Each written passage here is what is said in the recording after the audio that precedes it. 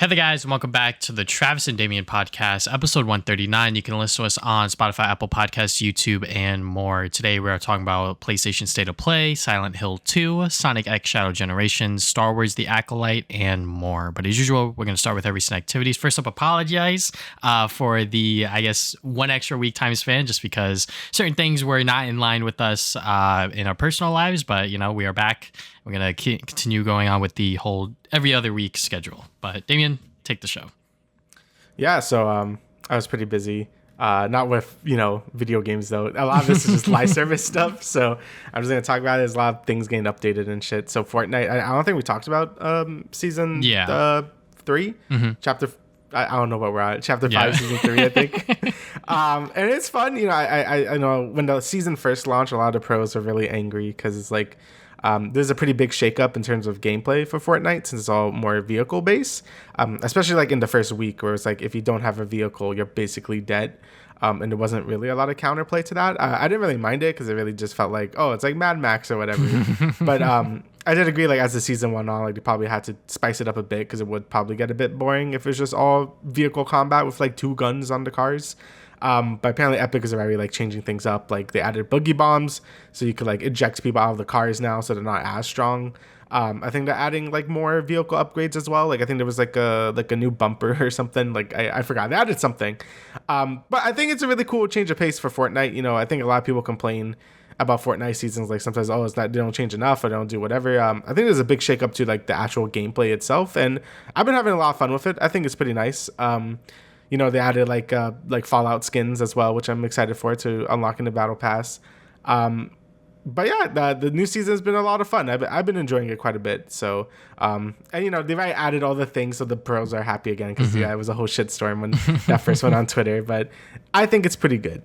Yeah. The next, you want to comment on what you think? I mean, I just found it very funny that Ninja was just so fucking furious about the whole season and everything like that, because obviously he's still like one of the biggest Fortnite streamers, all things considered. But I think with the new season, I do kind of agree with the fact that the vehicles at first were kind of egregious in terms of how overpowered they were to a certain extent, where if you didn't have one, you kind of just lost every fight. And if a car hits you, you're pretty much down like 50 to 75 shield or whatever. And it's annoying. It can be a lot, but like you said, they implemented a lot of things like the boogie bombs, bringing that back to eject people out of the vehicles, I think was a very smart move. But also at the same time, if you have teammates that are not good at throwing them, like my girlfriend, you can also eject yourself out of the vehicle and then you're kind of fucked. But yeah, it's Fortnite. It's supposed to be like fun, goofy stuff. I think that, it's still fun, all things considered, but I do think the whole vehicle-based combat is the biggest shakeup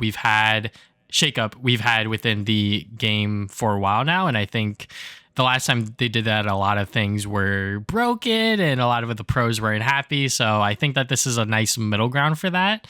But hopefully that, everyone can find a nice medium with this new season, especially because it seems like that vehicles and sort of cars in general are a big focus this time around.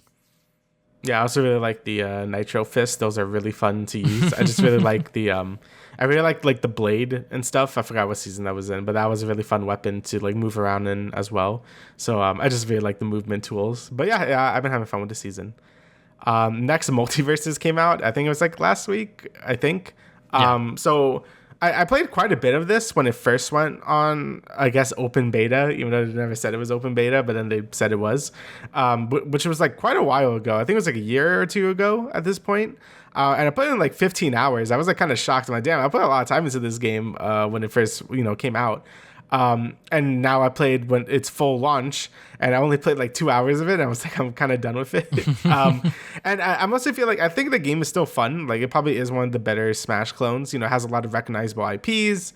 The game has a lot of charm and character to it. Like I think all the characters are fun to play as. But this relaunch kind of added a lot of things that weren't great.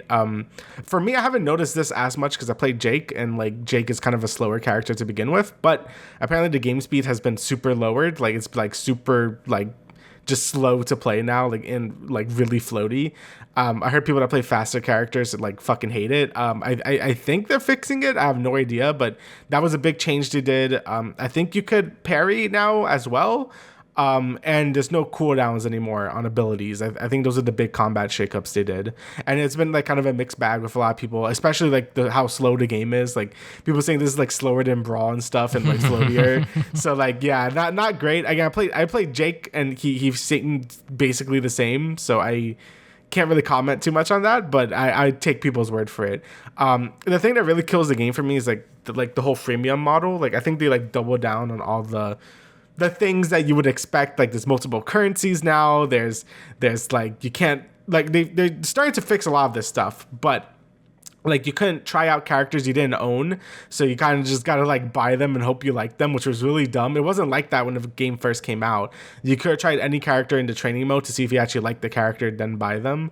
But in the launch version, it didn't came with that. Now you can, but like when the game first launched, you couldn't. The battle pass takes fucking forever to level up.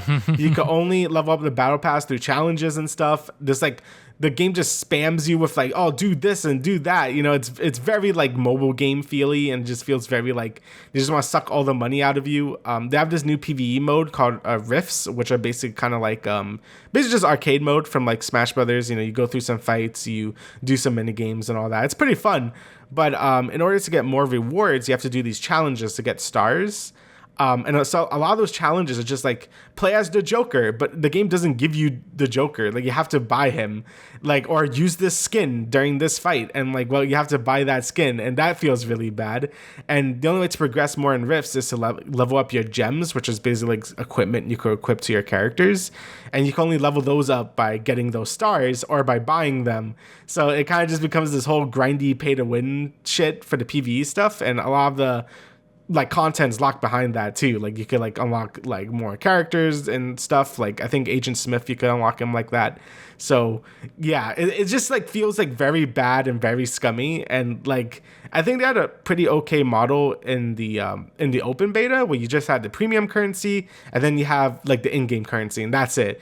Now they split that in-game currency to like 4 different currencies for like no reason, just to like I guess keep you playing longer. But yeah, it just hasn't been great. And after like 2 hours of the game, I'm like, it's fun, but I really don't feel like engaging with these systems right now. Like there's too many other live service games right now that I like to play that I would rather play because I feel like they respect my time more than this game.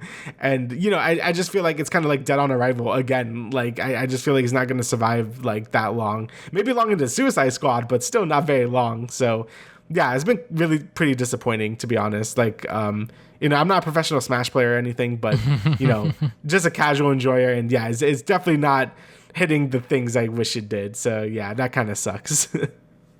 But, yeah.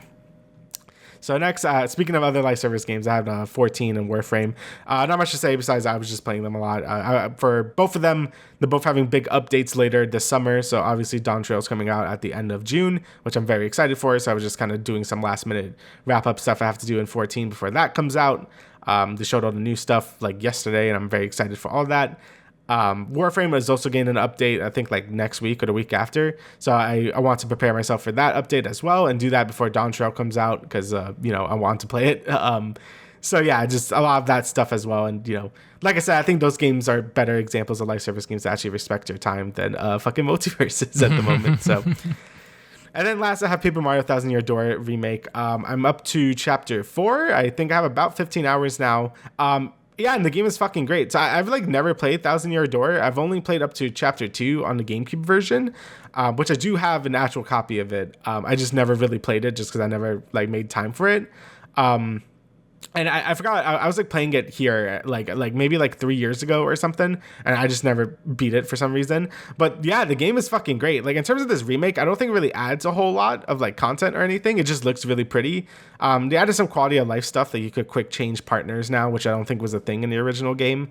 And I forget what else they added. It's not like a whole lot of actual features. It's just mostly just a graphical facelift. But that's really all the game really needed. I mean, this game is just great. It basically takes everything from the original Paper Mario, which I did play and loved, and it just makes it like way better. Like the story's more interesting. You got more interesting characters. The combat just built so much on top of the original game. You have like a lot more action commands. You have like the whole stage mechanics and shit. Like the batch system is expanded. Like everything is great. It's just such a good RPG with so much character, so much personality, and it makes me even more mad when things like Sticker Star like came out like after this. Like I know like Super Paper Mario is good, but like Sticker Star is so bad, bro. Like I don't know what happened to this series. Like I know people like Color Splash, but that's also basically just HD Sticker Star. I know it's not, but God damn it. Like Origami King fixed some things, but like it's still like this is what I want. Like it's a fucking RPG series. Like making an RPG. Like come on, man.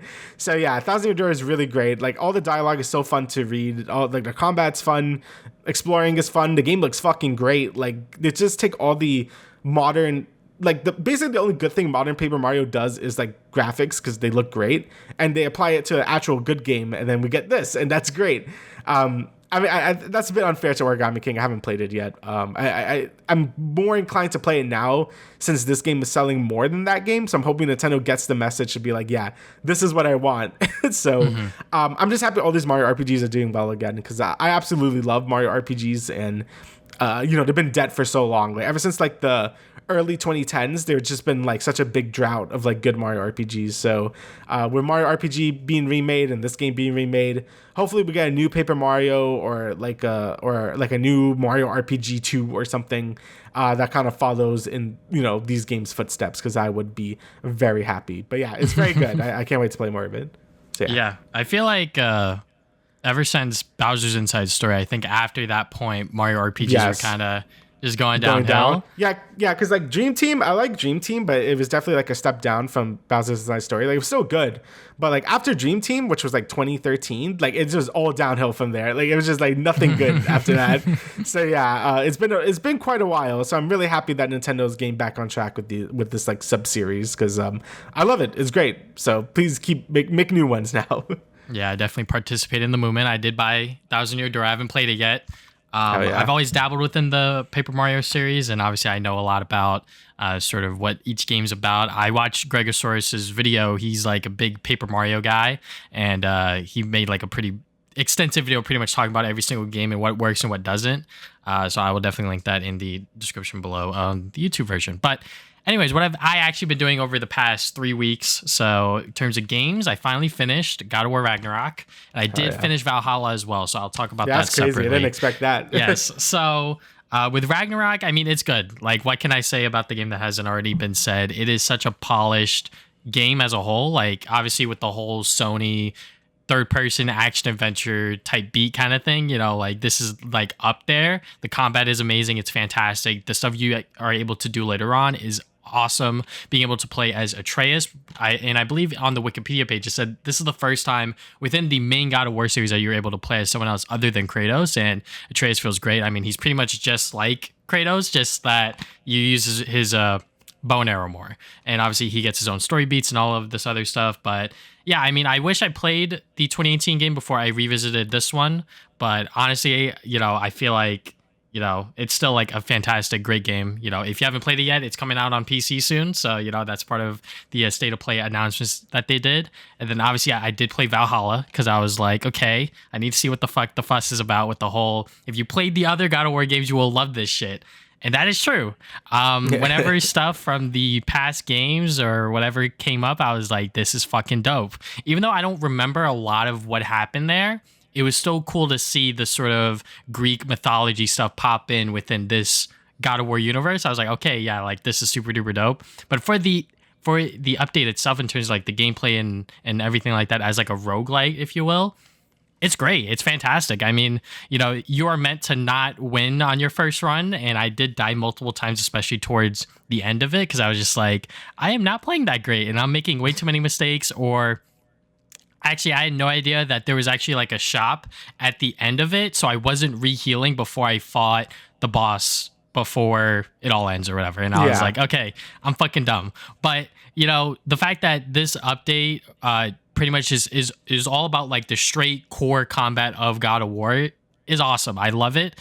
You don't have a partner with you. You don't have Atreus or anyone else to like shoot arrows to like sort of distract enemies. So you kind of really have to like buckle down and like pay attention to like what the fuck's going on, and like I need to dodge this, I need to block that, I need to parry that, and like the the smallest mistake can cause you to, have to purchase a health upgrade or whatever the case is. And like, there's currency and everything like that. Like, I'm not a big roguelike guy, obviously. So like, I can recognize like the elements that they put in here.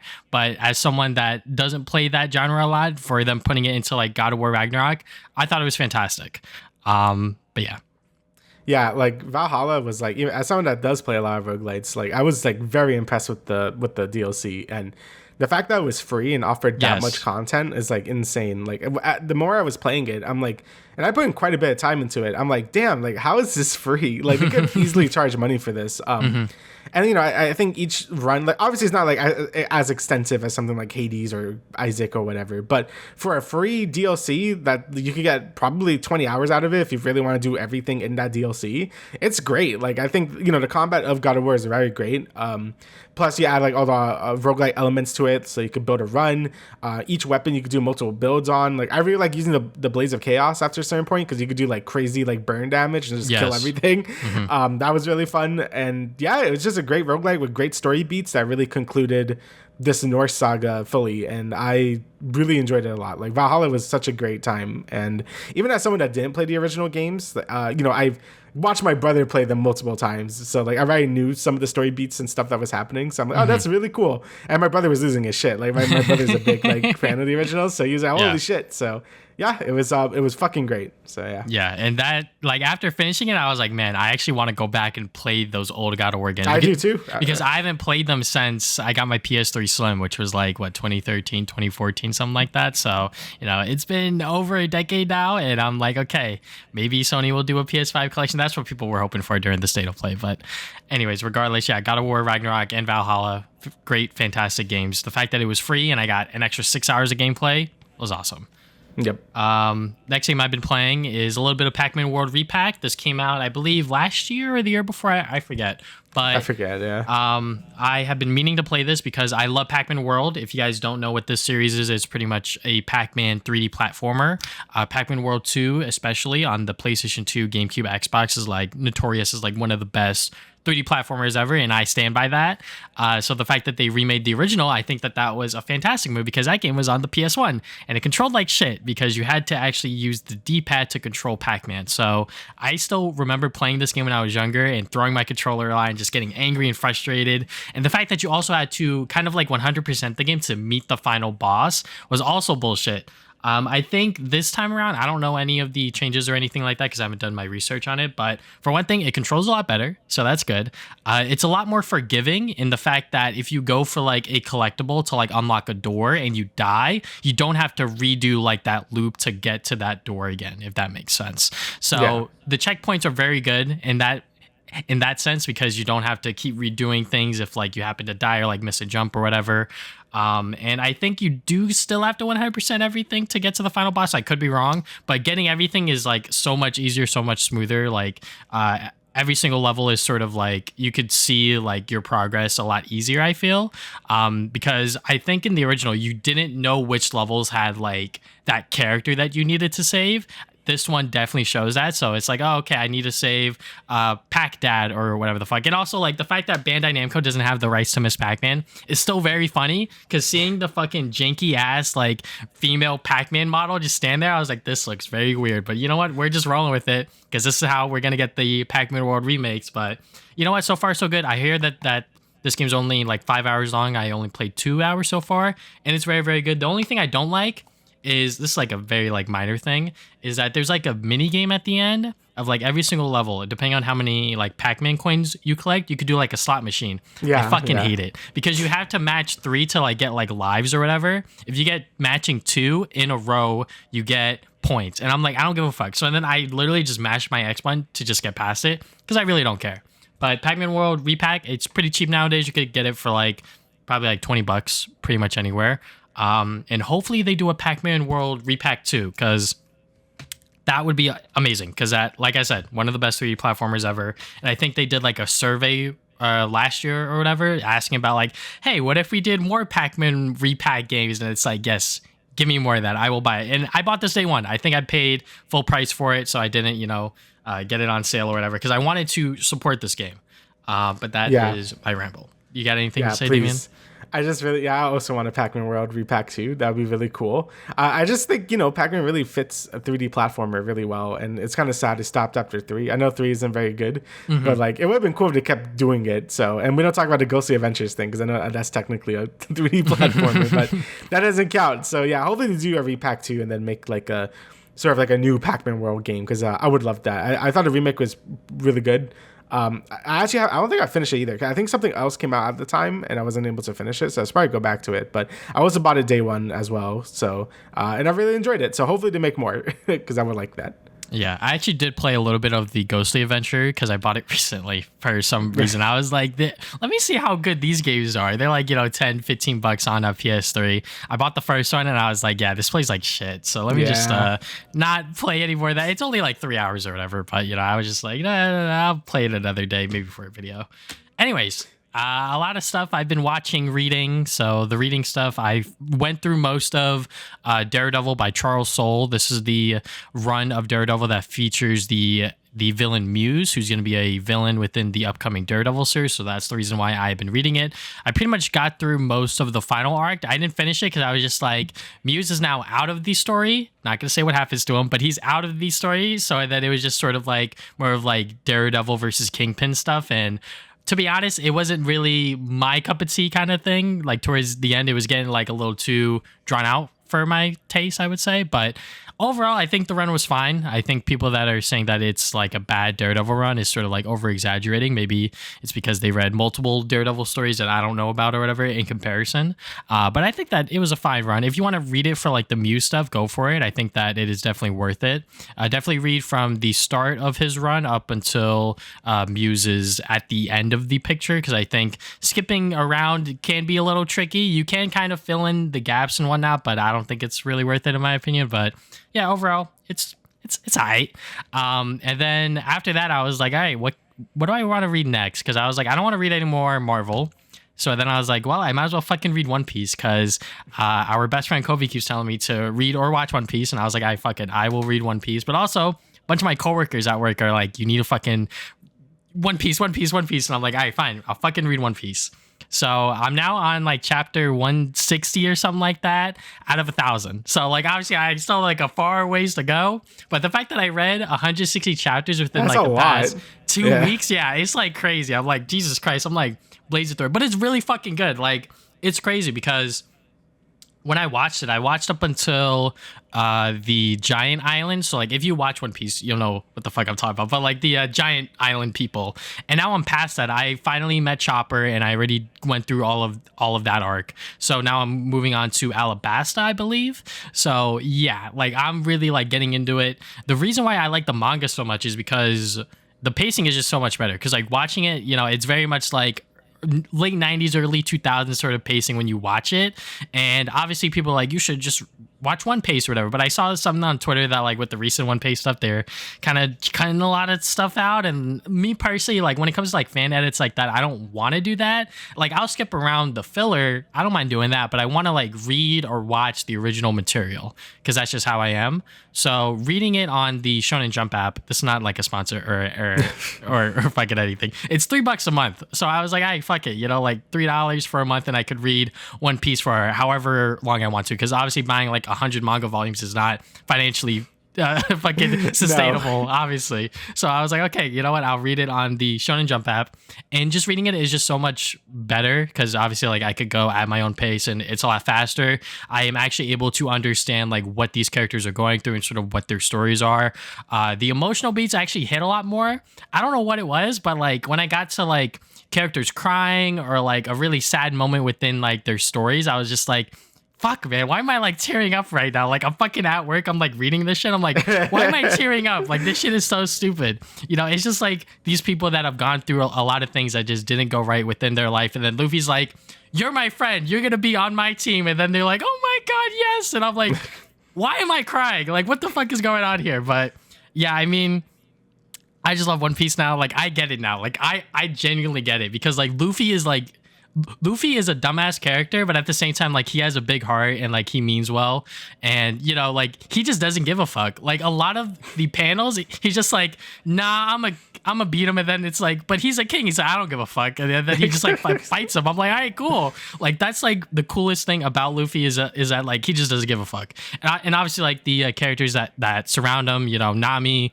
Zoro, Sanji, Chopper, etc. Fucking Usopp. I like Usopp better within the manga. Like when I was watching it, I fucking hated him. But like I said, the manga just does things better for me personally. So yeah, I get it. I like One Piece. I'm not sure when I'm gonna talk about it again. Maybe when I finally catch up to it. Who knows? Maybe after I read like a big arc or whatever. But yeah, One Piece is very, very good. And I've been watching a ton of movies, obviously. So Spider Mondays has finally ended. Unfortunately, I did not watch the last two Tom Holland movies within theaters just because of weather or something else came up. But in between the Tom Holland movies, I also rewatched Civil War, Avengers Infinity War, and Endgame just to, you know, get like that full like Spider-Man Peter Parker sort of storyline, if you will. And yeah, I mean, honestly, like they had like a very strong start with Tom Holland's Spider-Man.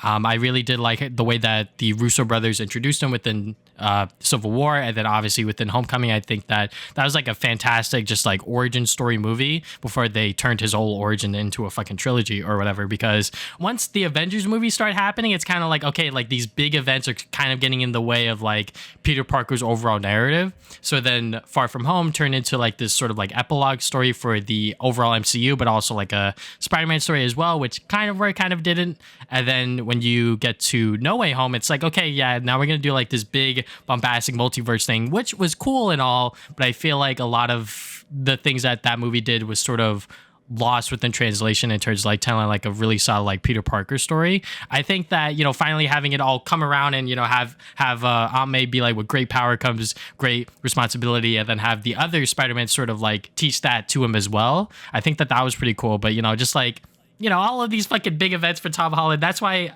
when people talk about Spider-Man 4, I'm like, please just like keep it grounded, keep it like low key. Like he doesn't need like these fucking big events happening because he already went to space to fight Thanos and all of this other shit. But overall, like all of these movies that I am talking about, like Civil War, the Holland trilogy, Avengers, and whatever, you know, like great, fantastic movies. I think a lot of the debate around what's it called? Far From Home, the second movie. You know, I can agree with certain things happening there where it was just like, oh, you know, like it's kind of like stupid or goofy, like when, you know, he has to like stop that drone from killing one of his classmates or whatever. I was like, okay, yeah, I mean, he's a kid. He doesn't know what the fuck he's doing with this tech or whatever. So, you know, kind of makes sense, kind of doesn't. But, you know, I could see why some people don't like that. But you got to admit, like the fucking VFX and sort of like the Mysterio scenes in that movie are like kick ass. Like I just loved watching Mysterio work because I will never forget when I watched the movie in theaters for the first time, and it was like, holy shit, like what is happening here? Like he's actually tricking Peter into thinking like what's happening, what's real, what's reality, and all this other shit. And then, you know, when he finally breaks down with Happy, I'm like, okay, yeah, like that is like a realistic interpretation of how a fucking teenager kid who went through all of this shit within like the past month or so or whatever, you know, he blipped 5 years and all this other stuff. It's like, yeah, he would fucking like break down and cry and like fucking like, you know, feel like everything is his fault and sort of the world is on his shoulder kind of thing. So, you know, it is what it is. I think Tom Holland as an actor is still like fantastic as Spider-Man. I think No Way Home really showed that, especially within the emotional beats and everything like that. But yeah, I'm kind of just rambling on here. But David, do you have anything to say about Spider-Man? No, I think they did a good job with Spider-Man in the MCU. I know like a lot of people are like, you know, still with the Tony Stark Jr., Iron Man Jr. type stick, but like I don't know. I feel like they did a solid job making it like a origin trilogy. Maybe it kind of went off the rails when he was fighting Thanos in space and all that, because it kind of like, you know, he's already seen so much shit at this point. But I don't know. I think it's going to be really good. It really depends on how they do like the next Spider-Man movies, like how like they keep it ground level. Because, you know, I feel like a lot of writers like nowadays always feel like they have to write something that's like super bombastic. Like things have to be happening like in a cosmic scale and like the world's going to fucking explode, you know, like, you know, sometimes you can have like a more grounded story with like grounded stuff. And, you know, Spider-Man's always been kind of about that. You know, New York is his like home and you could do interesting stuff there. So hopefully Spider-Man 4 is able to sort of capture that, element like the Raimi movies are like, did and stuff like that. So, but I guess we'll see once that actually comes out. And I guess we probably will see a little bit more of that in like the Daredevil show, because I'm pretty sure that's supposed to come out first anyway. So we can see like how they kind of handle that sort of stuff. Because, they did it with Echo. And, I think that's been like, some people like it, some people like, I liked Echo. So, we'll see. But even then, it still kind of goes with the weird mystical stuff. So we'll see. We'll see how they handle this shit. Yeah, I heard some very good things about Daredevil Born Again. So I'm, having my hopes up, but, not sort of holding it too closely. But, and then I watched some other movies, one of them being Garfield. I watched Garfield because I found out that my cousin and her fiance, they both have A-list. And I was like, let's go watch a movie together. And I was like, fuck it, let's watch Garfield at like 9:45 p.m. on a Friday. Fuck it, whatever. How was that? It was actually like a packed theater. It was kind of crazy. But Garfield as a movie, it's fucking dog shit. Don't watch it. If you're looking for like, I guess like a good like kids movie, this is not it. I feel like the story itself is kind of just like whatever. I guess I don't know like Garfield lore that much, but Garfield, like obviously like he found his owner, and he's kind of just chilling, John, bro, or whatever. And then I guess some past stuff from his dad sort of catches up with Garfield himself, and then he has to team up with his dad. And like there's like a whole like miscommunication between him and his dad, because like he thinks his dad abandoned him, but his dad was actually doing something else. Yada yada yada.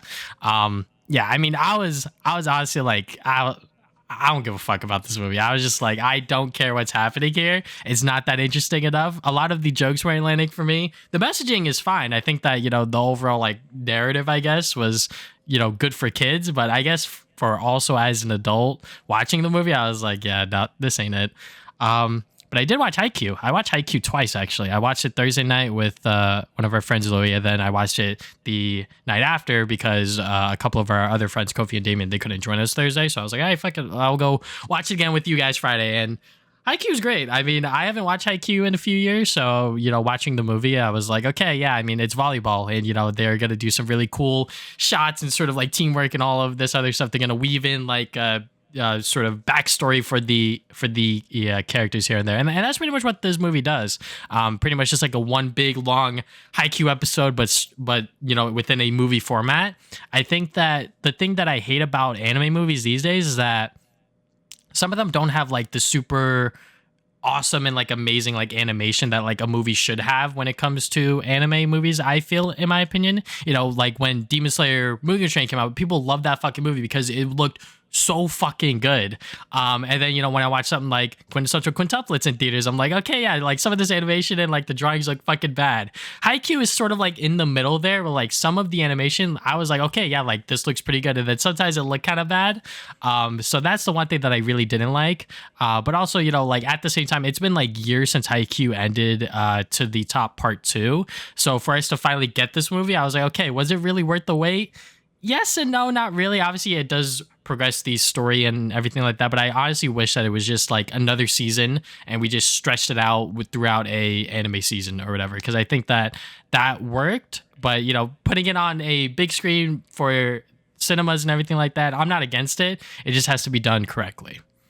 So like, is it like, all right, I'm really confused with this series because I'm like, so is the manga, was the anime never cut up to the manga or something, or what? Like, yeah, I mean, so the manga ended a few years ago. So now there's like a little bit left for the anime that they need to finish off.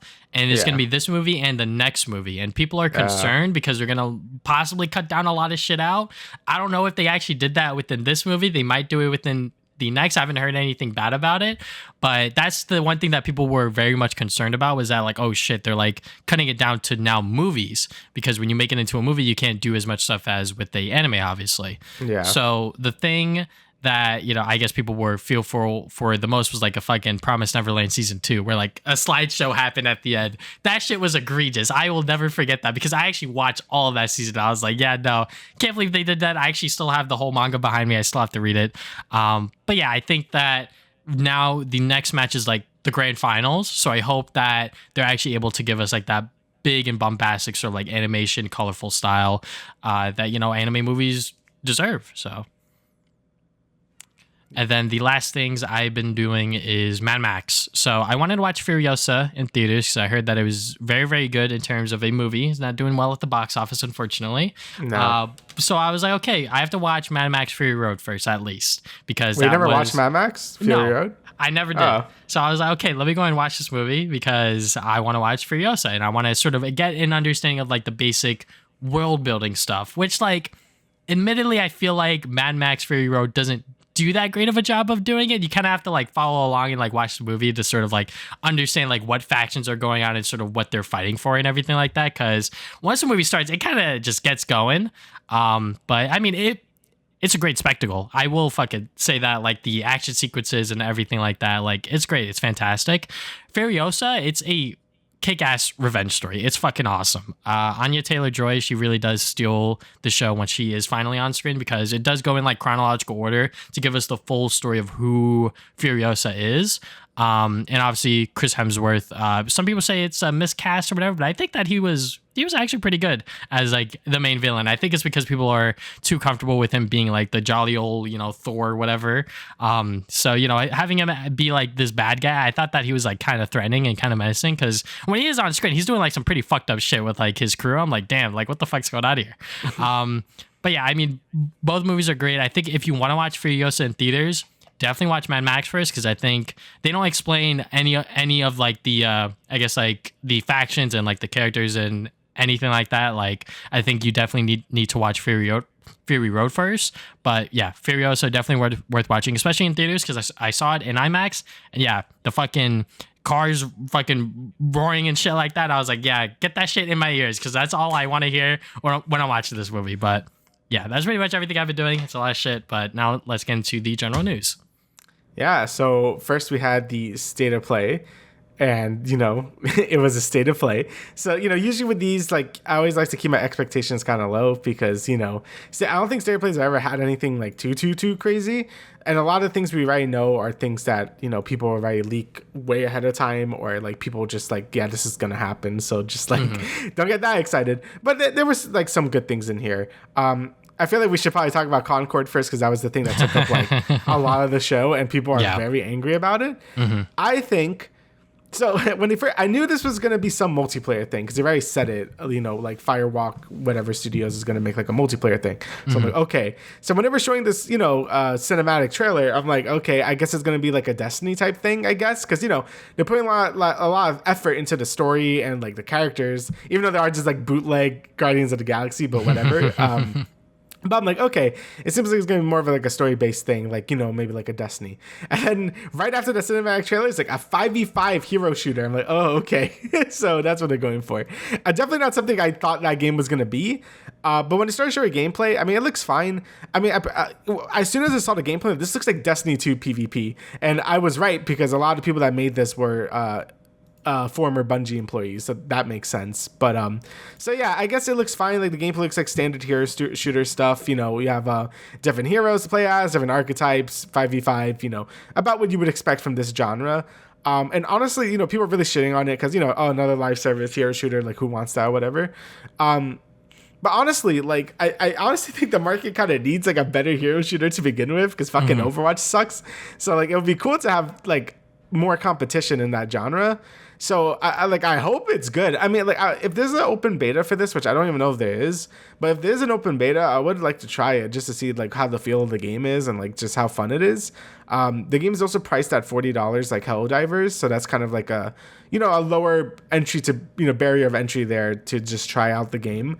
Obviously, like it's still $40, so it still is money to spend on this game, but it's less than than $70, which is like fine. But yeah, I guess the game overall, it looks fine. I'm gonna have to actually like play the game to actually like make an opinion because a lot of people are kind of just jumping down his throat being like, this looks like shit. But I feel like, I don't know, like these type of games are very dependent on like gameplay and like just feeling how it feels. So I don't know. I mean, it's not really leaving like a lasting impression or anything. Like the game isn't very like a lot of character designs look very generic and like whatever. Like it doesn't really jump at you like Overwatch does. Same way you will about Overwatch, but the character designs in that game are really good because it really captures your eye and just looks very unique. This game just looks pretty generic sci-fi setting. Like who really cares? But I'm gonna have to actually like try it and see what my opinion would be. Hopefully without spending money. Like I don't really feel like spending $40, but if there's like some type of beta, I would like to try it out and just see how it plays. So yeah. Yeah, I mean, when it comes to, I guess, PlayStation State of Plays, I think they need to get their shit together and actually, like, give people an event that is worth having a State of Play for, because I feel like even though they keep bombing it out in terms of every single State of Play not really having, like, a solid show, I feel like ever since the inception of these events, there hasn't been one show where people are like, oh, yeah, like, that State of Play, like, that was fucking great. It's always, like, a few announcements that sort of trickle in the way it's like, okay, yeah, like they announced this at this State of Play, but it's never like the show as a whole.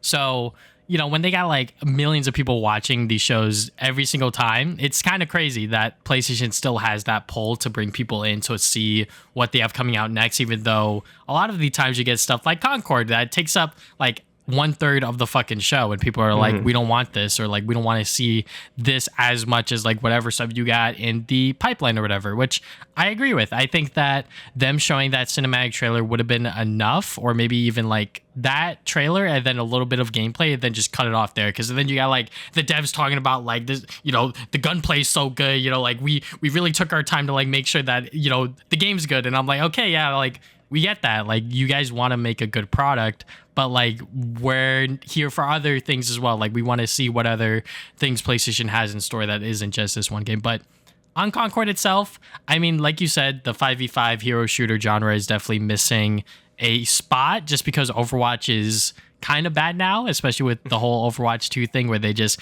kept canceling stuff, even though that's the point of Overwatch 2 is to add these new things in, but they just kept canceling them.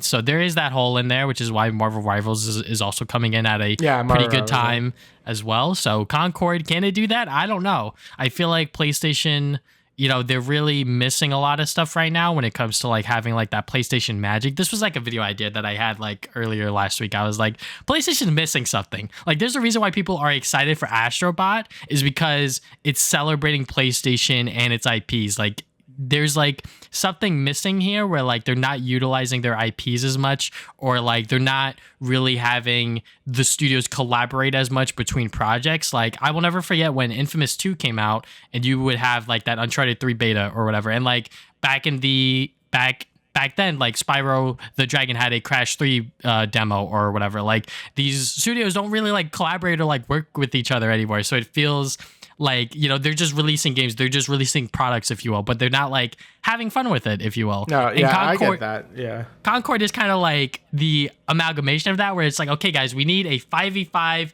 hero shooter. What are we going to do? We're going to make a brand new IP, and we're going to have these new characters, and we're going to make people try to fall in love with this new IP, if you will.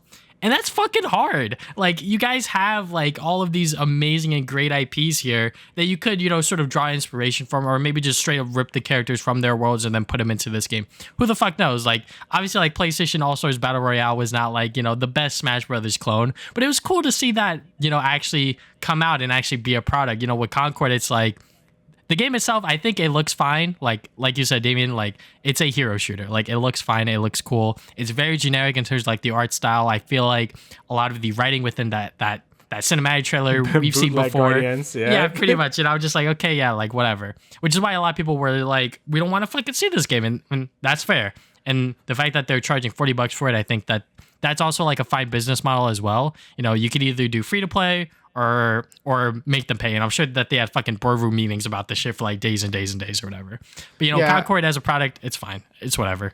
I think it's just like a lot of like the more recent Sony stuff, or like not even from the, you know, the established studios aren't making their stuff, even though they do feel, you know, they're like the third person action game or whatever. Mm-hmm. But I feel like a lot of their newer projects, like they just kind of feel like they were like designed by committees. Like, okay, we got to make a 5v5 hero shooter live service game because that's what's hot right now, and then that's what they go for it. Like I feel like there's not like a lot of like passion for it. Like it just feels like, all right, we're doing this and here it is. Like I feel like something like Helldivers really succeeded because one, it's fun with friends and stuff, but also I think it just like radiates just like that energy. Like it just like I felt like they had fun making that game, and like people just kind of absorbed it too, and then like it ended up being like one of the biggest games that launched this year, because, you know, I feel like people want to play it. Like making a live service game is like really hard.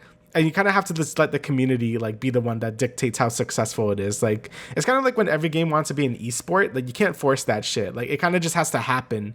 Like if you try to force it, like no one's gonna want to give a shit. Like Overwatch, right? They try to force that shit, and then no one gave a shit because that game is just not spectator friendly and just wasn't a very fun esport to like watch.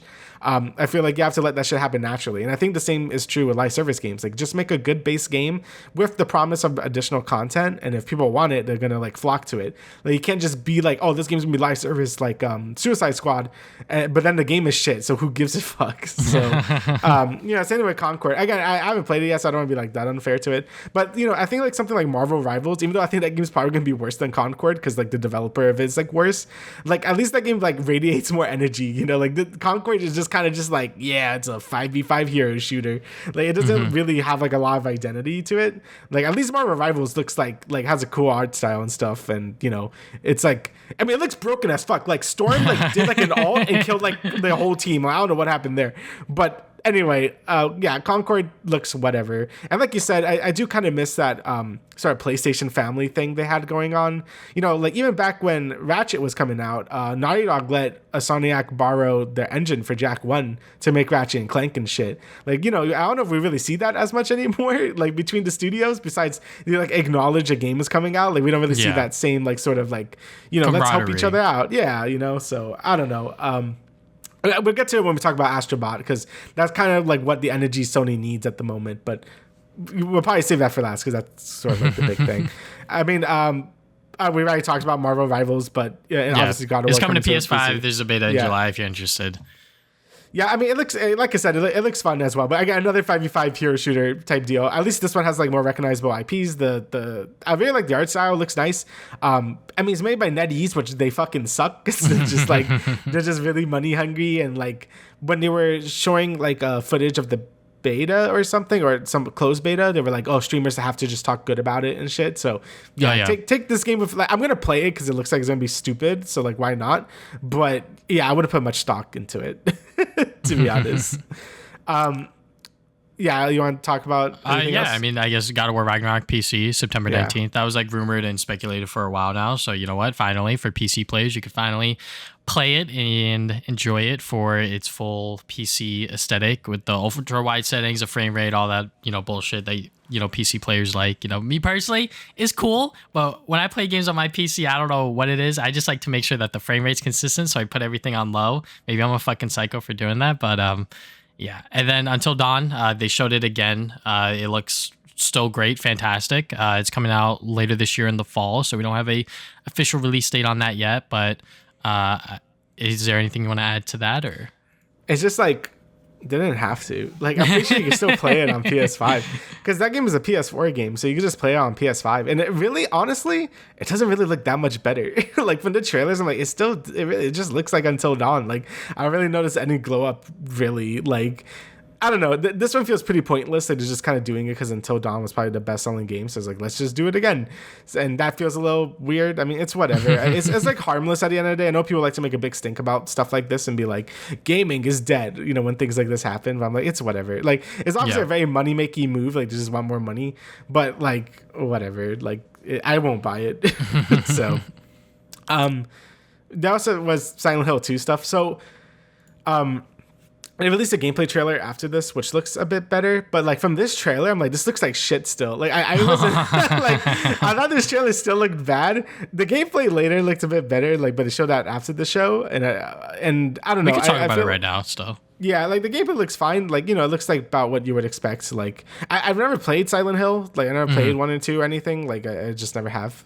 But, the gameplay looks about what you would expect. Third person over the shoulder stuff.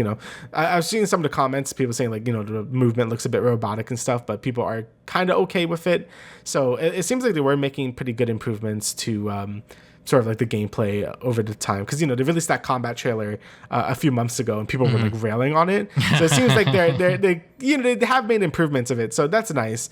I'm just hoping that Silent Hill fans get a good remake, but I'm having a feeling that it's going to be one of those remakes where like it's fine, but the original is still probably better. Because I think Silent Hill fans are really particular how the atmosphere of the game is, and I feel like you can't really emulate that same aura around the game because it's very like PS2. Like it's just like you need that energy of the PS2 to be able to replicate Silent Hill, I guess, because it's just like so eerie and weird. Yeah. So yeah, I don't know if this remake is really gonna nail everything, but I'm hoping it's good for a more modern audience to just enjoy the game. Like if it's really good, then I'll play it. But I have doubts that it's probably gonna get 7s or whatever. Like I doubt that it's gonna be as good as it needs to be. Yeah, I mean the fact that we got a release date of October 8th is very exciting. Fans were waiting for that date forever. But for the game itself, I mean, like you said, me and you we both haven't played any of the Silent Hill games, but watching the gameplay, I was like, some of the animations look a little stiff. They look a little flat. They don't necessarily have like that same punch you would feel when like you use a shotgun or like when you hit a enemy, it felt very like nothing really had impact. Like it was doing the animation, it had the sound effects, it had everything, but I don't know. It just looked like it wasn't impactful, if you will.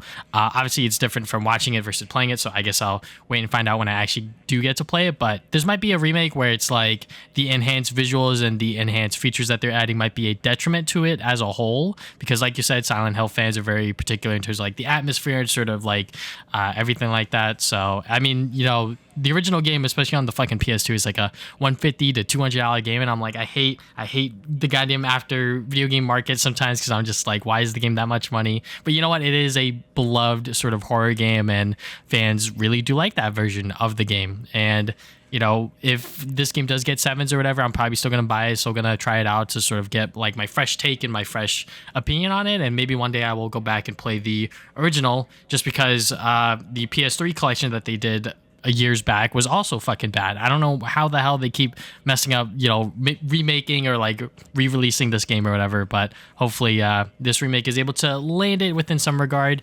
I think a 13-minute gameplay trailer might have been a little bit too much. I think 10 or maybe even 7 would have been fine. I think this is just them trying to answer all of the backlash that people have been giving, where it's like, all right guys, here's 13 minutes of gameplay, and it's like, okay, I get it, you're trying to show us like the raw gameplay stuff, but I think too much gameplay might be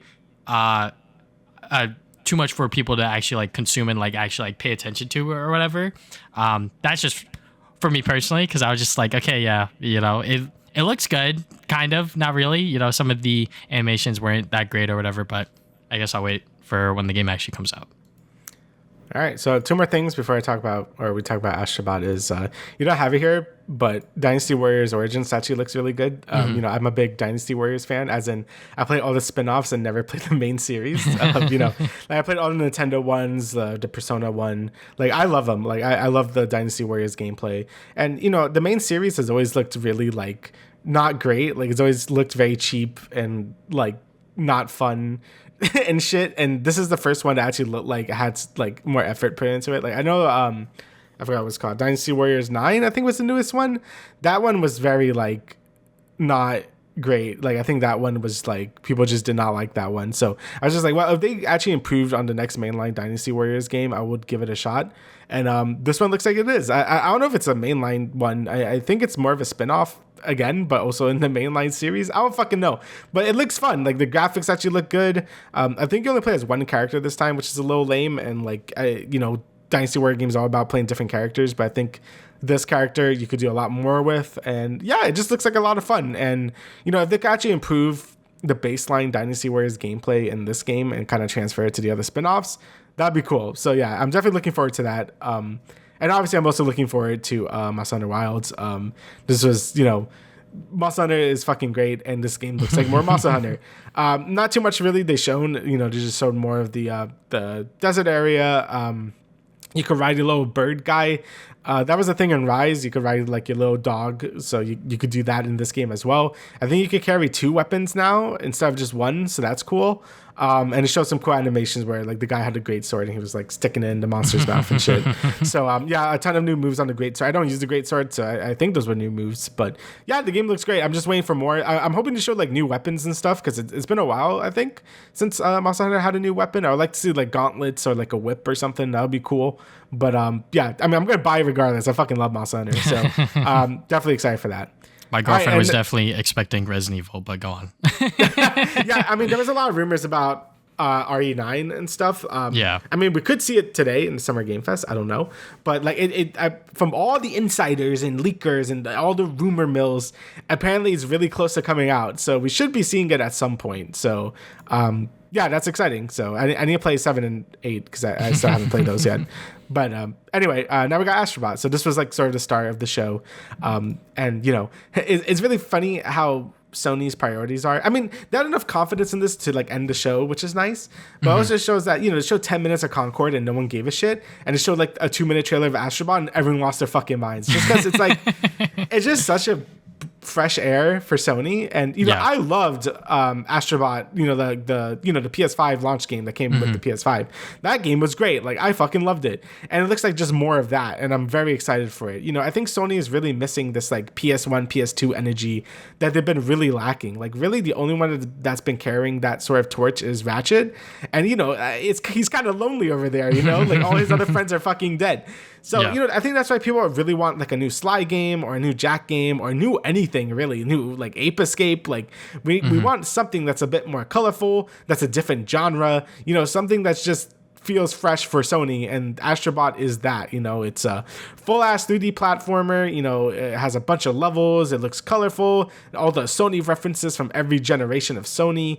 Like that's just really cool. You know, it really feels like this game is paying more respects to PlayStation's history than Sony has ever had in the past. And, you know, that's really cool. And I think Sony, if this game does well, I really hope this shows that Sony really should be expanding to other genres than just the standard third-person action-adventure game. Because, you know, that's something Nintendo has been really great with. You know, they have platformers, strategy games, RPGs, you know, adventure games, platformers. You know, Nintendo has it all, and they're all by Nintendo. And, like, Sony is kind of just stuck with, like, okay, we're going to do a third-person action-adventure game, and then that's it. And those games are really good. Yeah. But I think some like variety is like just what we need at this point. Like, you know, like we need something.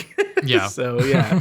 The Last of Us was the best and worst thing that happened to Sony at the end of the PS3 lifespan. But anyways, Astrobot. Yeah, I mean, I was so excited for this. My girlfriend was definitely side-eyeing me. It was like, are you fucking serious? I was like, yes, this game looks great. And I'm glad the internet agrees with me because Astrobot, you know, I haven't played that free demo that they had on the PS5 You haven't? No, I haven't. That's crazy. Yeah, it's really good. Don't kill me. But I definitely want to check this one out because it looks like it's actually a full expansive game. It's going to be $60. It's coming out September 6th. You know, that might be a steep price point, especially when people think about platformers, even me included. But I feel like for the amount of content that they talk about and sort of what's going to be within the actual game itself, I'm sure it's going to be worth that $60 price point. You know, they could have went 70, but I'm sure that Sony was like, no one's going to pay $70 for fucking Astrobot. We'll do 60. You know, they're being the good guys, if you will, giving us a $10 discount. But I mean, I think they learned their lesson when Ratchet was like $70 fucking dollars. I mean, I didn't care. I would pay whatever price for a new Ratchet game. But like, yeah, I'm sure a lot of people didn't feel the same way. Even though there's like a lot of effort and money put into these games, but I think 60 is a good price. I mean, that's the same price as a new 3D Mario game, so I think that's fine. Mm-hmm. Yeah, and it just looks like just so much fun, you know, just like as a platformer as a whole. And obviously because the main gimmick of Astrobot is just them referencing all of these different PlayStation IPs that they've had over the years. And you know what? Like you said, they should definitely dig into that bag of like other IPs that they haven't used in a while and sort of, you know, have them make a new collection or a new remaster or a new game, whatever it is. Because, you know, like you said, you know, Sly Jack, Ape Escape, you know, all of those IPs people have been talking about. Heck, even Infamous. Infamous is getting some traction on Twitter. I saw. I was like, hey, yo, people are talking about Infamous. Yeah, recognize that, you know, people still want those big open world games, but they want it in a different flavor, if you will. You know, not to say that Ghost of Tsushima didn't do that. Like, I feel like Ghost of Tsushima, out of all of the PlayStation Studios open world action adventure games, you know, that was probably the most different one out of all of them in a while. You know, I feel like Horizon, God of War, you know, they're good games, but I feel like they all sort of fit within that same box of being like that same action adventure, you know, open world game or whatever. And, you know, they have their own good things that they're good at, obviously, you know, God of War with the combat, and then Horizon with the whole, I guess, like exploring aspect, if you will. But yeah, you know, Astrobot being like this sort of little cutesy platformer that's going to celebrate PlayStation, I'm all for it. Fucking the goddamn PS5 turns into a spaceship and you fight some random alien. Yeah, give me that shit. Yeah, you know, just give us more colorful, fun IPs because, you know, even when when you look at the PlayStation IPs as a whole, most of them are sort of like dark and gritty and like realistic and shit. It's like, no, don't give us all of that. Give us like the fun, goofy stuff every once in a while. Yeah, dude. Like, I love like Little Big Planet, Sly, Ape Escape and shit. Like, I think you need to balance it out as well. Like, get more kids to buy the console, or just like even for people like us, it's just nice to play something nice and colorful. I love dark and gritty stuff. But it's also like, I also love the jumping on shit. So. Mm-hmm. Yeah, I when I saw this trailer, I'm like, inject that shit right in my veins, bro. I need it. So very, very happy to see it. Yeah, and it was also very telling when I think they announced the first Sly Cooper game is coming to PlayStation Plus or something like that. And people were fucking excited. Oh my god, native PS5, support. I'll buy it. Yeah, exactly. It's like, okay, people are getting excited for a fucking digital port of a 2000s platformer on the PS2. I'll take scraps at this point. Yeah, bro. Exactly. Like, give us anything, Sony. Like, rethink your strategy. I know that their former president recently left, and I'm sure that they're going to do some restructuring there. And with the excitement that Astro got, it's like, okay, yeah, like rethink what kind of games you want to give your audience members, because obviously the dark and gritty realistic stuff can still be there. It still has its place within the gaming community, but I think the fun, goofy, lighthearted stuff, it doesn't only have to exist with Nintendo. So just think about that. We already talked about Silent Hill 2, so I will jump to Dragon Ball Sparking Zero. We got a new character trailer. They pretty much just showed off a bunch of other characters within the game, including the fusions, so that's pretty exciting. And apparently there might be local co-op now, according to the PlayStation Store or whatever.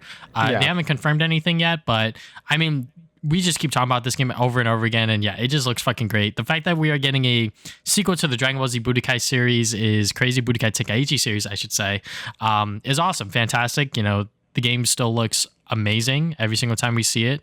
Obviously, getting all of these Dragon Ball Super characters as well, I think is great, just because we haven't had, I guess, like a mainline Dragon Ball game really take those characters and bring them into the spotlight, if you will, in sort of like a fun, goofy way, or not goofy way, but just like in a game that I feel like most Dragon Ball fans are going to be playing. And with the whole like 2-player co-op thing, or the sort of like split screen, I hope it's true. I hope they were able to sort of make the kinks work out or whatever. If the game runs at like 30 frames because of that, I'm not gonna take it or whatever. But the online play is always gonna be there, so that's definitely gonna be nice. Yeah, I mean, they said there's going to be more news in the Summer Game Fest, which is today. So I'm really hoping, because I'm loving everything I'm seeing about this game. Obviously, like I've been saying that for the last like year at this point. But I would still like to see like more features of the game. Like hopefully the Summer Game Fest trailer, like they showed like what other things you could do, like more modes or the story mode or online, how that would work. Like it's mostly just character trailers, because that is the most important part about Budokai Tenkaichi, because of how many characters there are. But I would like to start seeing like some of the other features the game is going to have. Like I don't want it to be like bare bones, like no content. Like I want it to have stuff like the other Tenkaichi games had. So hopefully they're able to show that in this new trailer that's coming up soon, so we could see that. So, because I'm like, yeah, more characters is always great, and still got to fill in those slots. But yeah, I really want to see what else the game has to offer. Definitely. Alrighty, so next we got more like the Microsoft shitting itself. So reportedly, Microsoft is working on a Halo Combat Evolved remaster, so that's the first Halo, and it's considering a PS5 release. This is just such a crazy thing to read. I bet this is how like Sega fans felt when like Sonic Adventure went on GameCube. It's just like it's actually over. Like that's just like it's over moment, right? So seeing someone like Master Chief on PlayStation, like seeing PlayStation buttons on like the Halo like HUD, like that would be like fucking so weird and so odd. But it really seems like Microsoft is really pushing for this angle, and again, we still don't really know what Microsoft's plan is. Like I guess they just want to be like a really big third party developer, or maybe they want to latch on as like a parasite on other consoles and just be like, we're gonna have like a Microsoft store here so you can buy Microsoft games or something. I don't really know what their plan is, but I mean, it's great for PlayStation players, I guess, but it's still so weird to see like Halo on PlayStation. Reportedly, we still don't know for sure, but still fucking weird. Yeah. I mean, I will never forget when I bought Halo Combat Anniversary on the Xbox 360, and I thought that was great. The fact that they brought in this new team, 343 Industries, who would later on, make future Halo games like Halo 4, Halo 5. Now they're like, okay, now we're going to do it again. Now we're going to remaster it for the current generation, but also it might come to PS5. That's going to be interesting. The fact that, pretty much the bread and butter that Microsoft built their entire Xbox brand on could potentially come to the competition. It's going to be interesting. Playing Halo on a PS5 controller natively is going to be weird. But you know what? If this is the direction that Microsoft want to go in because they feel like that they, as a competitor, direct competitor to PlayStation, is not up to snuff, then you know what? Go for it. I think that would be a terrible idea because obviously they're fucking Microsoft. They could afford taking losses year after year and sort of figure out like what will work, what will stick with them. Obviously, it has been working out lately and they have been making the wrong moves as a whole, not just with their games, but also just closing studios and everything like that. So will this Halo Combat Evolved Remaster be the solution and then sort of release it on PS5 and this be the first step of them going multi-platform as a whole? I don't know. Will it work out? Will it pan out? I'm not sure. I feel like that them doing this, having their games live on other consoles, I think that that's fine. But them abandoning ship for everything like that's just me assuming and me making up these theories or whatever. But, I feel like that this might be the first step of the end, if you will. Yeah, it hasn't been a good year for Microsoft. It hasn't been a good year for Xbox in general for a while, ever since like Xbox One came out. Like it's just been going downhill. I mean, the 360 was like such a huge console. It's crazy to say like how much they've fallen over that time period. And like Sony keeps getting bigger, Nintendo keeps getting bigger, and Xbox just keeps going down the drain. So I still don't know how I feel about only having maybe like two sort of console people in the market, like just Nintendo and PlayStation, mostly because they kind of stay out of each other's way to begin with. Like I feel like Sony could start charging way more for games now, and I still don't think it would be a great thing if Microsoft just dropped out of the whole console race, but it's leaking too much money for the $1 trillion company to keep around. So yeah, I guess we'll see what happens in the future, but it's definitely not great tidings from Microsoft there. All right. So next bit of news we got here is Yooka-Laylee Remaster. Yooka-Replaylee has been announced. A really bad name. Like I get what they're trying to do, but it's clever, but also it's like terrible at the same time. Yooka-Laylee was such a big force back in the day when it had like that Kickstarter or Indiegogo campaign or whatever it was, and people were like, oh my god, a Banjo-Kazooie, sort of spiritual successor. Then it came out and it was kind of like middle of the road kind of thing. I bought it. I still haven't played it yet. I'm not even like a big Banjo-Kazooie guy, so maybe that's potentially why. But also just like the sort of middling reviews weren't exactly in my favor in terms of actually popping the game in and actually trying it out. But this remaster does have some really sick visuals. Like it does enhance the game a lot, and if you want those sort of like modern day graphics, and heck, you could check this game out. But they're also adding a bunch of different things as well in terms of like the gameplay and whatnot. I'm not exactly sure what that stuff is, but it looks like it's just a lot more open, a lot more friendly with the camera as well. I know that was like a big problem with the original game. So yeah, I mean, I'm looking forward to this. I hope that it does do well. I mean, I believe you could buy it on Steam for like less than $10 right now because it's just cheap. So I don't really know if this is an upgrade or you have to like buy it again. I'm actually not too sure. I believe you do have to buy it again. Okay, so like, all right, so Yooka-Laylee I have played. I haven't beaten it. I played like halfway through, and that's kind of when the game starts to really show its like middling nature. Like I think the game starts off pretty well, and yeah, the camera isn't great. The game controls okay. It's just not as smooth as you would want it to be. But, again, a lot of the pages and stuff, like, it was fun. Like, very standard Banjo-Kazooie type game. I mean, I really like Banjo-Kazooie. At least the first game. I haven't played 2E. But, I'm like, yeah, this game is pretty good. But then later on, the levels get, like, to get more Banjo-Tooie levels of, like, weird. And a lot of pages start getting annoying to get. And the game kind of shows its ugly face with its controls and camera. And, like, I just started just to not have fun and not care anymore. And then I just kind of dropped it.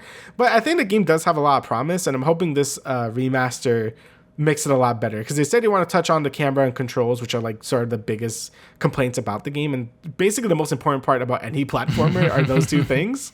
And in terms of the graphical glow up, it actually does look really nice. Like they really did like make the game look a lot better. Like they have textures now, and like there's more like bloom and shit. Like it actually does look really nice. So hopefully this remaster is good and kind of addresses a lot of the issues people had with Yooka-Laylee in the first place, because I do think it has a chance to be like a good series.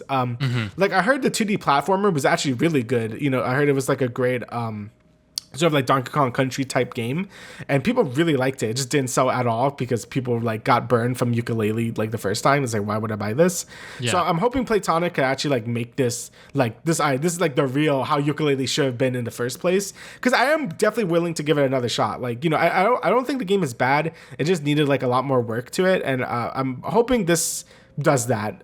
So we'll see. I want Playtonic to do well. I want to have like another Yooka-Laylee, because, you know, I like 3D platformers and stuff. So hopefully this game is good, but we'll see once it actually comes out, which I actually don't know like when it's coming out. Yeah, it was just announced, so we don't know anything. We don't know anything else besides they're doing it. So hopefully it's good. And next we have really exciting news. Well, I mean, this is more like leaks and stuff, but Sonic X Shadow Generations, the cover and release date have been leaked, so it's coming out on October 25th, so really close to Halloween, and it's gonna be $50, which is pretty pricey for like a remaster like this. But you know, I guess they're kind of betting on the Shadow campaign being a big hook for this and adding a lot more additional content. So we still don't know how big the Shadow stuff is gonna be. But there's have been some other leaked images, which I won't really say what they are, but it goes hard. So that's all I'm going to say. You know, I have a lot of faith in this game. Maybe a little too much faith. Like, I'm hoping it's good, because all the things I'm seeing from the Shadow stuff looks great. Like, the graphics look great. Like, all the other stuff look good, just from the screenshots I've seen. The actual Sonic Generations part of it does look a bit more like they didn't put as much work into it. Like, it looks good, but it doesn't look like Shadow has a lot more textures to him, and the stages he's in looks really good. Sonic still looks like, you know, he kind of just looks like still from Generations and stuff, which is fine. I mean, Generations is still like one of my favorite Sonic games, so like that, you know, you don't really need to do much to it. But you know, I'm really hoping the Shadow stuff is good. Like, they really have to nail it for people to really like, you know, because I think Sonic Team is in this like redemption arc. Like, I know not everyone loved Frontiers, but it's definitely like a right, you know, I know Sonic fans hate hearing this, but it's a step in the right direction. And I actually do feel that way this time, right? But, you know, if they actually continue with Sonic Frontiers and like sort of refine the formula, I think Sonic Frontiers 2 is going to be really good. And, you know, this is sort of like another step for them to be like, oh, we can make good remasters with this one. Because, you know, Colors Ultimate was like a sort of a big, like, you know, pain spot they did when that came out. Yeah. Same thing with the Classic Collection. I forgot what they called it. The new one that came out. You know, that one had a lot of issues as well. So hopefully this remake they're doing that's made in-house in Sonic Team is good, so people have like more faith in Sonic Team in general. So from all the things I'm seeing, it looks great. We're gonna see another thing in Summer Game Fest, so hopefully that makes me even more excited. So I mean, I love Shadow. I love they're going back to the heavy 2000s energy again. Like, I love that shit. So you know, keep it coming. I love it. Yeah, I mean, obviously this is leaked ahead of the Summer Games Fest, and I feel like Sonic stuff just can't get leaked ahead of a show. You know, it just can't stop. It always gets leaked somehow. But October 25th, $50. I think that is like a perfect window right before November, and also $50 for a remake / remaster of a 2011 game that you can't play on modern consoles. All right, you know what? That's fair. And also we're getting this whole Shadow Generations thing where, you know, we're going through Shadow's timeline and sort of his origin story. Yeah, that's pretty dope. I think that, like you said, the screenshots and sort of what we've seen of the game so far is very, very good. Obviously, we're going to see it officially later again tonight for the Summer Games Fest. So that is very exciting. But yeah, I mean, I'm down for it. I hope that, you know, whatever happens with this whole Shadow Generations thing is actually good. Like you said, you know, Shadow as a character is a fan favorite amongst the Sonic community, especially as of late with the whole memes and everything like that, with Shadow loving Latinas and shit like that. So yeah, I mean, I'm excited for it. I cannot wait to see more of Shadow Generations in particular officially later tonight, just because, you know, we did get that one little, you know, quick trailer when it was first announced, but, you know, I hope that the Summer Games Fest trailer is able to deliver more on that. Yeah, so that, I mean, I'm just hoping it's good. Like, that's the only thing I'm really hoping for. Also, the pre-order bonus. I don't know what this is, but it looks sick because you get like a Sonic Adventure skin. Like, he just looks like from Sonic Adventure. So that's really cool. But yeah, it looks good. Hoping to see more of it later. Next bit of news we got here is The Last of Us Season 2 and Beyond Explained, as I called it. So Neil Druckmann and Craig Mazin have talked to Deadline, and they were pretty much talking about the process of pretty much adapting The Last of Us Part 2 into a TV format. So they said that Season 2 will be 7 episodes, because at the end of Episode 7, whatever happens at the end of that, they're like, okay, this is like a good endpoint. So Season 3 will definitely happen. They are considering Season 4 if they need to.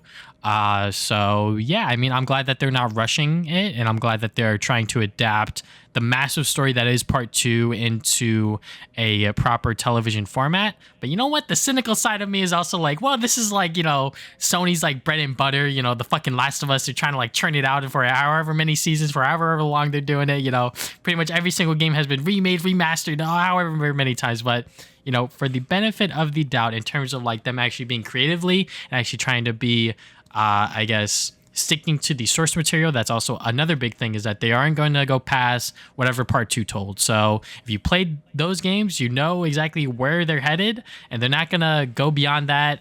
They might add some stuff here and there, just like what they did with the first season, but they're not going to go beyond what Part 2 did. And Neil Druckmann did not comment on whether or not Part 3 is happening. So who the fuck knows what they're going to do with that. My theory is that they're going to do a Part 3, just because, like I said, The Last of Us is like their bread and butter when it comes to fucking making money, which is no surprise, because it is a technical feat every single time a new Last of Us game comes out, but also like they're pretty damn good games from a gameplay perspective. Obviously, story-wise, Part 2 was definitely very controversial. I'm in the camp that it was just not handled properly, where it was like certain things didn't flow as well, and you know, they could have done this thing to change this character to sort of have it flow better, or whatever the case was. But you know what? Overall, I'm happy with what The Last of Us has told us so far, and hopefully that this new HBO season is able to deliver on that. Yeah, I mean, after playing Last of Us Part 2, I think there's a lot they could do in a TV format that could, like, flesh out a lot of the characters, especially Abby's crew. Like, I think Abby was actually a good character. I know that's, like, hot take or whatever. Like, you know, like, when I was playing the game, I'm like, well, she's, like, the better part of the game. Like, I don't know. But, you know, I think her crew could definitely use a lot more character development. So I think if they have maybe some flashback episodes with her, or like, have solo episodes with like, those side characters, like what they did with in the TV show, you know, I forgot what their names were. Why I'm forgetting. Bill? What was that his name? Bill and Frank. Yeah. Like with them, yeah, like they could do like episodes like that, but with Abby's crew. I think that could help that character out a lot. And just have more downtime, you know, just talk about stuff, you know, do all that. If they're going to extend it as much as they can, they might as well just add a lot more characterization and stuff, so you feel a lot more bad when things happen, or, you know, like you're supposed to feel conflicted on who you actually like. Because, you know, I think a lot of people didn't have that feeling, because people were like, nah, just fuck Abby and like everything she does, you know. So, you know, I did like the character, and I did like a lot of like Lev and stuff. So, yeah, I think there's a lot they could do to fix The Last of Us 2 story to make it like just flow better and just have like a lot more meaningful things happen. Again, I mean, I like Last of Us Part 2. Like, you know, I'm not of like the hater camp. Like, you know, I played it very recently, so but yeah, I guess we'll see what to do. Hopefully they don't drag it out too much, just so they can milk as much fucking money as they can. Because, you know, like, oh, this is like, oh, we just milk the shit out of this, you know? And, you know, it's kind of harder when it's like a straight adaptation like this. You know, I actually really like the Fallout show, like I said. Like Fallout, or things like Arcane or Cyberpunk, because they're using the universe as its story, but it's still like its own story. Like, you don't know what the fuck is going to happen, even if you did play the source material. For this, is like, you know what's going to happen. So it might feel like a drag just to be like, okay, when are they going to do like this moment or this moment, you know? So yeah, it's going to be interesting to see how they approach Last of Us Part 2, because, you know, if even they can't do it right, that means I'm like, maybe something is fundamentally wrong with the story of Last of Us Part 2. So yeah, I guess we'll see how that works out. Yeah, I don't think it's fundamentally wrong. Like I said, just the pacing and sort of how it was cut up within Neil's head, and then how it was put on screen for the player is just not it for a majority of people. Mm-hmm. All right, so last piece of news is we got the trailer for the last Venom movie, Venom: The Last Dance. So I still haven't watched a single Venom movie. I haven't watched Venom. I haven't watched the second one, and I probably won't watch the third one. But I do appreciate just watching this trailer how stupid it is and how it doesn't even give a shit. Like it's just like we're dumb as fuck and we're just gonna keep being dumb as fuck. And at this point, I just kind of appreciate that energy. Like, you know, it's very like 2000s hero movie, like what you would expect from that era. But I think people are like nostalgic for that now, which is why these movies keep doing as well as they do. I know the second one was low, like, or probably a lot worse than the first one. Like people do like the first one. But I haven't watched them, so I don't really have an opinion. But it looks fun. Like, honestly, the energy it does give is fun. You have a fucking Venom horse. Like, how can you hate it at this point? It's so stupid. Like, you know, it knows what it's trying to do. Yeah. So, yeah.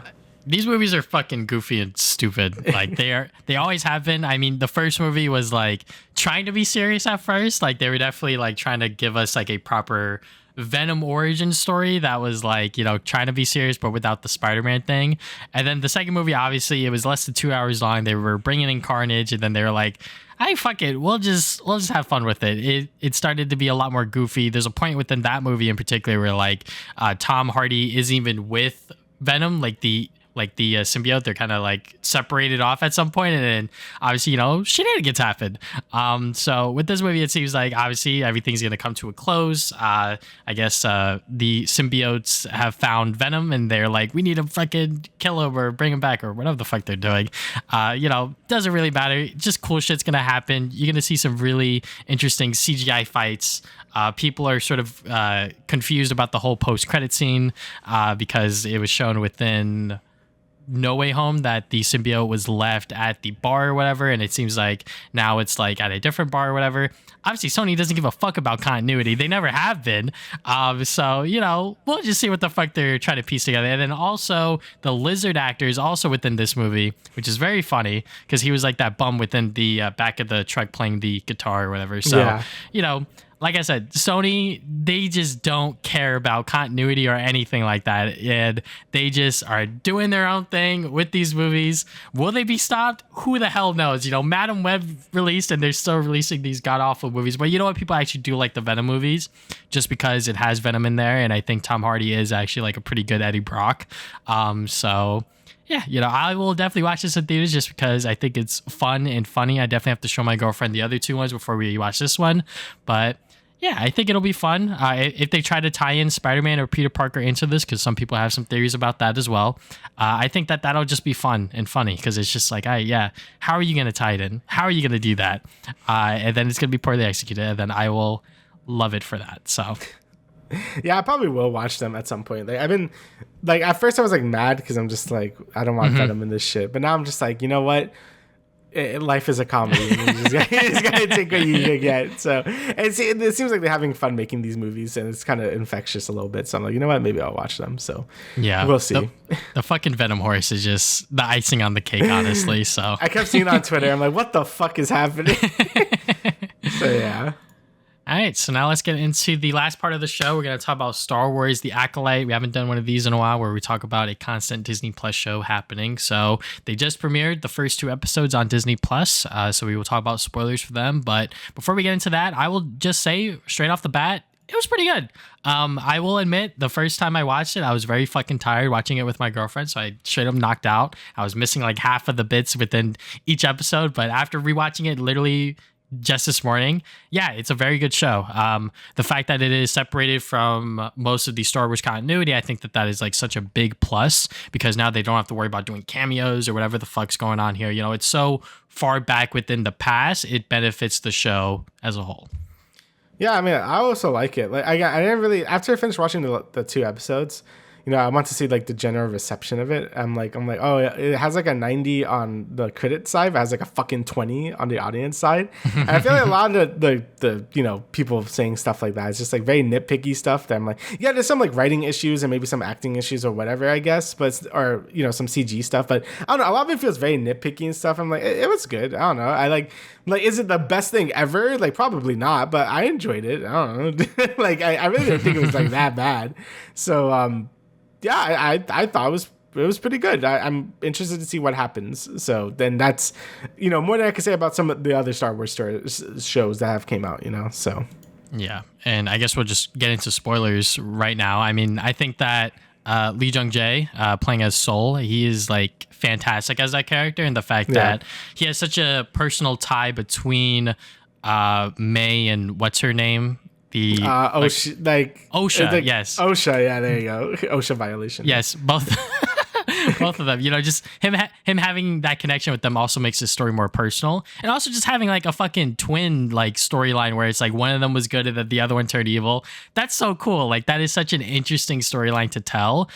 So I am very happy with what they're doing with these characters so far. And once again, shout out to Jung-jae again. Like he fucking learned English within 4 months or some shit like that. I was like, when I read that on the Hollywood Reporter, I was like, what? He did that? Like this is his first like major English acting role, and obviously because of Squid Games, he pretty much blew up like internationally. He was obviously like a very big actor within Korea, but obviously Squid Games was so huge, so big when it fucking came out. So the fact that he is now playing as this fucking Jedi Master and he's killing it, I love it.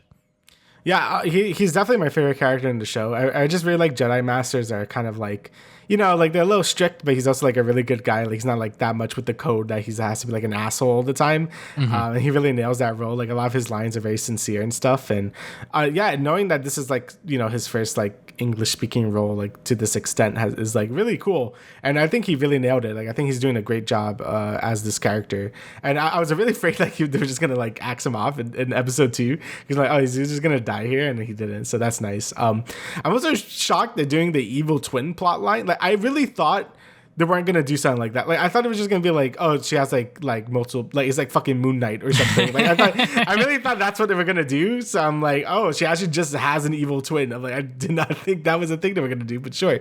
And I'm kind of happy they kind of did the whole plot line where it's like, oh, you're the twin, you can't be trusted the whole time. Like I really thought they were gonna drag that out the whole season, but I was basically taken care of in the first episode. It was like, oh, okay, no, she's not doing it. So I'm like, that's good, because I didn't want them to drag that the whole fucking season, because you're like, we know she's innocent, like we don't need to do this whole thing. So I'm happy to have that out of the way really fast. And having the show take place like 100 years before the prequels, I believe, is really cool, because you get something really separated from the from all the Skywalker stuff, from all that stuff. And I also just like the High Republic setting. Like I've always really liked the whole Jedi Society stuff. I love seeing all the Jedis and Padawans and them doing their stuff. Like I think that's always been a really interesting time in Star Wars like history. Even like the prequel stuff, I always really like having all the Jedis doing stuff, because it's interesting. Like, we've seen the Rebel stuff like in a lot. So it's nice to see like the more Jedi Society stuff and how that politics of like Jedi training is like kind of shit sometimes, and how it could like sort of like make situations worse. Like I think that's always been really interesting. So I really like the setting of the show.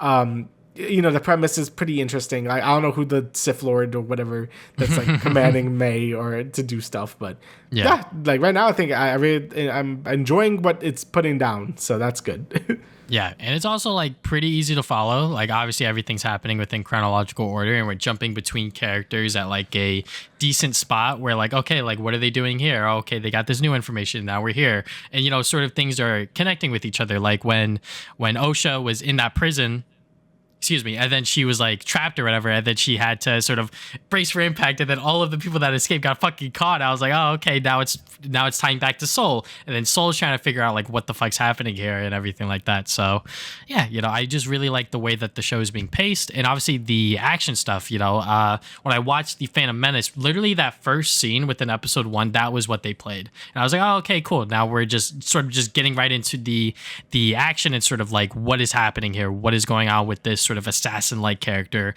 that just killed this Jedi Master for whatever reason that she had. And you know what? Her sort of seeking revenge on like the 4 Jedi Masters that potentially may have burned her village is kind of interesting. Obviously, we don't know everything yet. I think that is also like a very good thing about the show, is that like they have like this mystery box where it's like, okay, like why the fuck is she doing this? And also like, who is this Jedi Master that's like telling her to do this? And why did the Jedi Master also tell her that OSHA was dead? There's like a lot of things that we still don't know yet, which I really do like, because it keeps people engaged for the week to week every single Wednesday when a new episode comes out.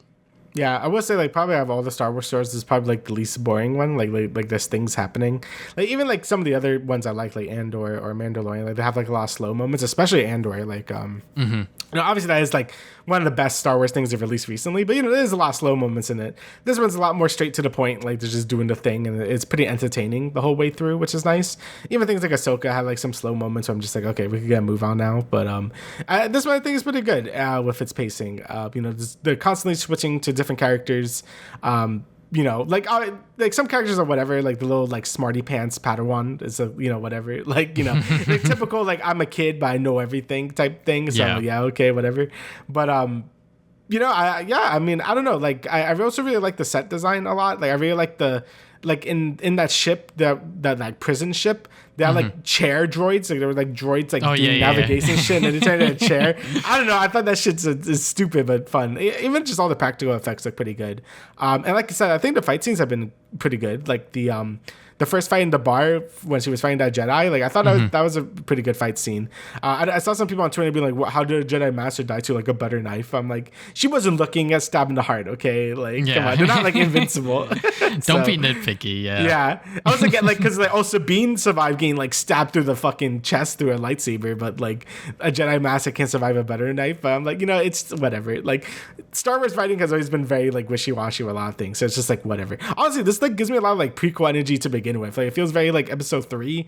Like like maybe not everything is like super up to point or whatever, but it's entertaining enough, and like there's fun Jedi stuff happening, and I don't know, it just reminds me a lot of like stuff like episode 3, and I don't know, I kind of like that.